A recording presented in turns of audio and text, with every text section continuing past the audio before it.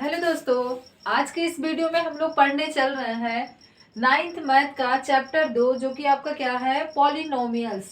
तो पॉलिनोमियल्स में पहला आज का जो वीडियो होगा वो आपका इंट्रो वीडियो होगा, क्योंकि इसमें जो भी टॉपिक यूज होने हैं उस सारे टॉपिक को हम डिस्कस करेंगे। तो आइए स्टार्ट करते हैं। सबसे पहला यहाँ पे देखिए क्या लिखा है, पॉलिनोमियल्स।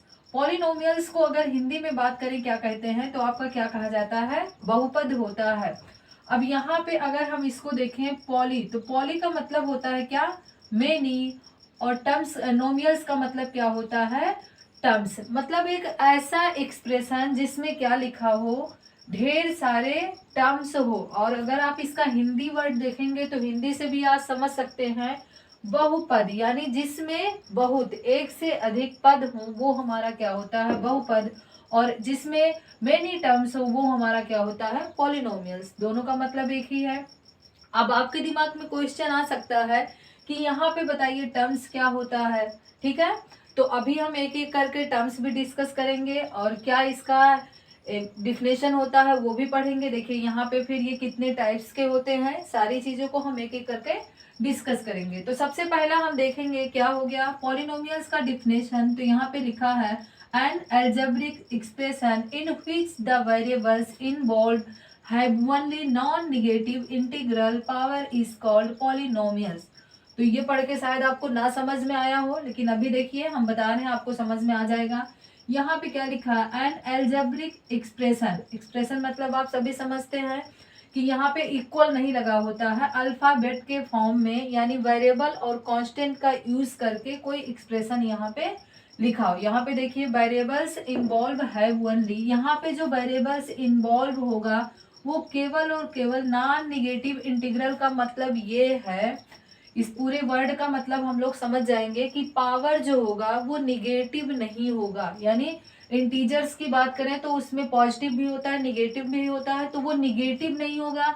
निगेटिव के साथ साथ वो डेसिमल फॉर्म में नहीं होगा। केवल और केवल जो पावर लिखा जाएगा पॉलीगन के वो कैसा होगा, हमारा एक होल नंबर होगा। ठीक है, तो ये पूरा अगर हम पढ़ेंगे तो ये हमारा क्या हो जाएगा, पॉलिनोमियल्स हो जाएगा। अब इसका एग्जाम्पल हम लोग समझते हैं कैसे, यहाँ पे एग्जाम्पल के थ्रू ही हम लोग समझ जाएंगे कि इसमें टर्म्स क्या है, कोफिशिएंट क्या है, वेरिएबल कांस्टेंट, सारी चीजें समझ जाएंगे।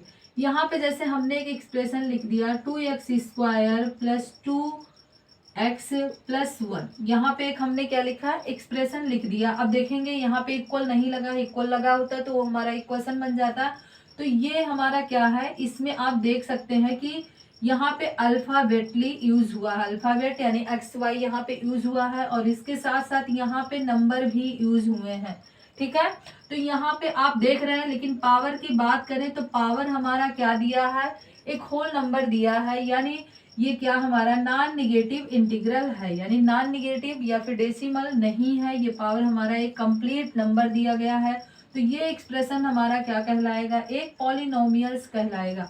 अब पॉलिनोमियल्स मतलब इसमें देखिए टर्म्स कितने हैं, यहाँ पे 3 टर्म्स हैं, और 3 से ज्यादा जब हो जाएगा तो वो आपका पॉलिनोमियल्स होता है। तो यहाँ पे हम लोग देखेंगे कि जो आपका 2x² लिखा है, इसमें जो x है, यहाँ पे जो x है वो हमारा क्या होता है, वेरिएबल्स होता है। वेरिएबल्स की बात करें तो मतलब ये हमेशा x y z के फॉर्म में होगा, मीन्स ये फिक्स नहीं होता है, जिसकी वैल्यू हमेशा क्या होती है, चेंज होती रहती है। यानी अभी हम किसी क्वेश्चन को सॉल्व करेंगे वहां x की वैल्यू कुछ और मिल जाती है, दूसरा कोई पूछेंगे तो x की वैल्यू कोई और बताता है। मीन्स यहाँ पे जो x y z की वैल्यू जो कुछ भी होगा वो हमारा फिक्स नहीं होता है कि इतना ही होता है। तो ये हमारा क्या होता है, वेरिएबल्स होता है। और यहाँ पे जो नंबर लिखा है वो हमारा क्या होता है, कोफिशिएंट होता है। और इस वेरिएबल्स के सामने जिस नंबर का मल्टीप्लाई होगा वही इसका क्या हो जाएगा, कोफिशिएंट हो जाएगा। और ये पूरा हमारा क्या हो गया, टर्म्स हो गया। तो यहाँ पे बात करें किसकी, टर्म्स की, तो यहाँ पे 3 टर्म्स हैं। अब एक एक करके हम देखेंगे कि अगर कोई हमारे पास एक्सप्रेशन लिखा है उसमें केवल एक ही टर्म्स है तो उसे क्या कहेंगे, एक से अधिक है तो क्या कहेंगे, सारी चीजों को हम समझेंगे। यहाँ पे एग्जाम्पल आप और देख सकते हैं, पॉलिनोमियल्स का एग्जाम्पल आप समझ सकते हैं ढेर सारी। देखिए यहाँ पे हमने क्या कर दिया, 3a² या क्यूब कर देते हैं, प्लस यहाँ पे हमने a कर दिया, यहाँ पे हमने 7 कर दिया। यहाँ पे कोई एक्सप्रेशन हमने इस तरीके से लिख दिया। अब आप देख सकते हैं कि यहाँ पे वेरिएबल्स हमने क्या यूज किया है, ए यूज किया है, और इसके पावर जो हमारा है वो कैसा नंबर है, एक होल नंबर है। तो ये हमारा क्या हो गया, एक एक्सप्रेशन हो गया। कैसा हुआ, पॉलिनोमियल्स हो गया। अब जो हमारा पॉलिनोमियल्स होता है उसमें हमें पढ़ना है कि टाइप ऑफ पॉलिनोमियल्स क्या होता है। ये पॉलिनोमियल्स जो होते हैं कितने टाइप्स के होते हैं। तो पॉलिनोमियल्स की बात करें तो ये according to terms, according to variables, according to degree, मतलब 3 कैटेगरी में इसको हम डिवाइड किए हैं। फर्स्ट जो आता है वो according to terms. I hope आपको टर्म अच्छे से समझ में आ गया होगा। देख लीजिए एक बार और कि यहाँ पे जैसे हमने कुछ लिख दिया 2x², तो यहाँ पे अगर बात करें कितने टर्म्स की, तो यहाँ पे केवल और केवल 1 टर्म्स लिखा गया है। ठीक है, इसी में अगर हम 2x³ की जगह यहाँ पे हमने 3x भी कर दिया प्लस 1 कर दिया, तो यहाँ पे देखिए कितने टर्म्स हो गए, 1 2 3। यहाँ पे कितना टर्म्स हो गया, 3 टर्म्स हो गया। ऐसे ही अगर यहाँ पे हम लिख दें 5x+2 लिख दें, तो यहाँ पे देखिए 1 2, ठीक है, यहाँ पे कितने टर्म्स हो गए, 2 टर्म्स हो गया। जरूरी नहीं हमेशा प्लस ही लगाएंगे, आप प्लस माइनस दोनों साइन का यूज कर सकते हैं। और 3 से ज्यादा ऐसे जैसे ही हमारा होगा, जैसे यहाँ पे हमने लिख दिया 2x⁴ plus 2x³ plus 2x² plus 2x, कुछ इस तरीके से हमने लिख दिया। अब देखेंगे यहाँ पे 2 से ज्यादा टर्म्स हो गया। हाउ मेनी टर्म्स, देखिए आप बता सकते हैं यहाँ पे कितने टर्म्स है, नंबर ऑफ टर्म्स यहाँ पे कितने हो गए, 4 हो गए। तो आपको टर्म्स अगर समझ में आ गया है तो आप बता सकते हैं कि ऐसा एक्सप्रेशन जिसमें केवल और केवल एक ही टर्म्स होगा उसे क्या कहेंगे, मोनोमियल्स कहेंगे। क्या कहेंगे, मोनोमियल्स। एग्जाम्पल में हम लिख दिए 5x²। अब ये हमारा किसका एग्जाम्पल हो गया, मोनोमियल्स का हो गया। अब यहाँ पे आप देख सकते हैं 5x+2, यहाँ पे कितने टर्म्स हैं, 2 टर्म्स हैं, तो इसे क्या कहेंगे, बाइनोमियल्स कहेंगे। यहाँ पे एग्जाम्पल में हमने इसको लिख दिया, ये हमारा क्या हो गया, बाइनोमियल्स हो गया। अब 2 से अधिक यानी 3 आपका हो जाएगा। यहाँ पे जैसे 3 टर्म्स है तो इसे कौन सा पॉलिनोमियल्स कहेंगे, ये जो हमारा होगा ट्राइनोमियल्स हो जाएगा। क्या हो जाएगा, ट्राइनोमियल्स हो जाएगा। यहाँ पे x³ है प्लस 3x, आप कुछ भी एग्जाम्पल लिख सकते हैं।